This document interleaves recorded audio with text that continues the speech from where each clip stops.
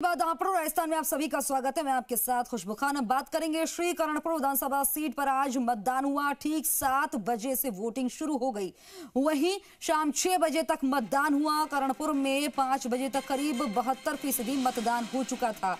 मतदान केंद्रों पर मतदाताओं की कपकपाती ठंड में भीड़ देखने को मिली। वोटिंग को लेकर वोटर्स में जबरदस्त उत्साह देखा गया। चुनाव में कुल 12 उम्मीदवार मैदान में, वहीं 8 जनवरी को नतीजे आएंगे।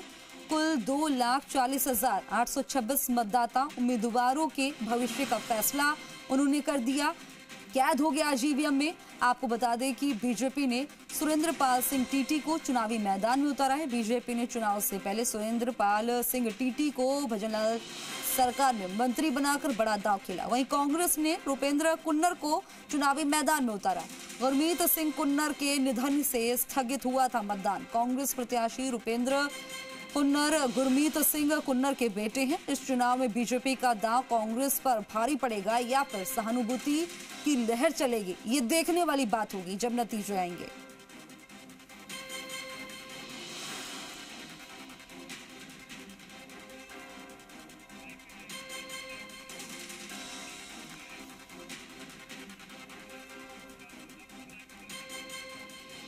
इस खबर पर ज्यादा जानकारी के लिए मेरे सहयोगी दामोदर हमारे साथ लाइव जुड़ गए हैं। दामोदर, देखिए कि चुनाव हो गया, वोटिंग हो गई श्रीकरणपुर में, और कैसा रहा मतदान? किस तरह से जो है लोगों में उत्साह दिखाया? इस भारी ठंड में कैसे वोट डालने गए लोगों का क्या कुछ कहना है?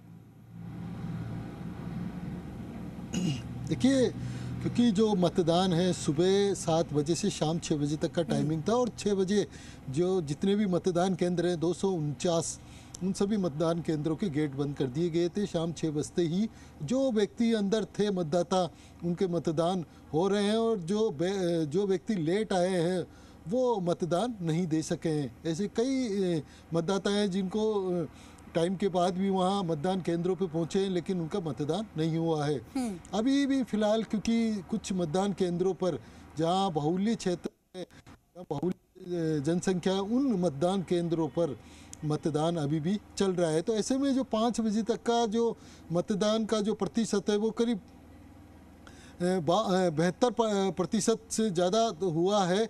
और अभी भी फ़िलहाल क्योंकि कुछ मतदान केंद्र, हमारी बात हुई है आरओ से, तो उन्होंने कहा अभी भी क्योंकि मतदान चल रहे हैं, तो ऐसे में अभी परसेंटेज क्योंकि फाइनली अभी होगा, जो लास्ट तक ही है जो मतदान चलेगा।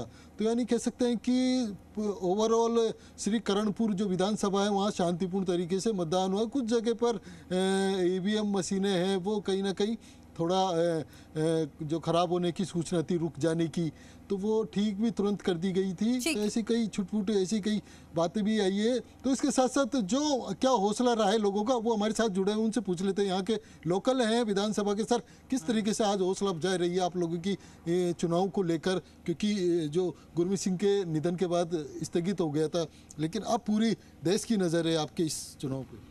नहीं, मतदान अच्छा रहा है। लोगों ने अच्छी परसेंटेज के अंदर मतदान किया है। कुछ जगह पे जैसे मशीनें ख़राब हो गई थी, और वहाँ पे तो फिर आपको पता ही है कि लेट होना ही था, तो उसकी वजह से अभी तक वहाँ पे मतदान चल रहा है।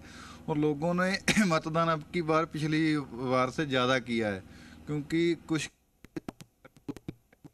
कुन्नर जी हैं, उनकी छवि बहुत अच्छी थी। उनके लिए लोग दूर दूर से जैसे उनको श्रद्धांजलि देने के लिए एक प्रकार की वोट देने के लिए आए हैं। ये बात है जी। देखिए, इस बार जो चुनाव हो रहे हैं बड़े रोचक चुनाव है करणपुर का, जहाँ एक और तो मंत्री मिल चुका है करणपुर को, वहीं दूसरी ओर जो गुरमीत सिंह जी हैं उनकी श्रद्धांजलि यानी सहानुभूति, उनकी सहानुभूति यानी दो चीज़ चल रही। बीजेपी की ओर से उनको पहले ही मंत्री की शपथ दिला दी गई है, दूसरी ओर जो कांग्रेस के प्रत्याशी उनकी ओर से जो कह सकते हैं कि सहानुभूति। तो यानी दो इस तरीके की चीजें चल रही हैं। तमाम जानकारी देने के लिए दामोदर आपका बहुत बहुत शुक्रिया। और इस चुनाव में बीजेपी का दांव कांग्रेस पर भारी पड़ेगा या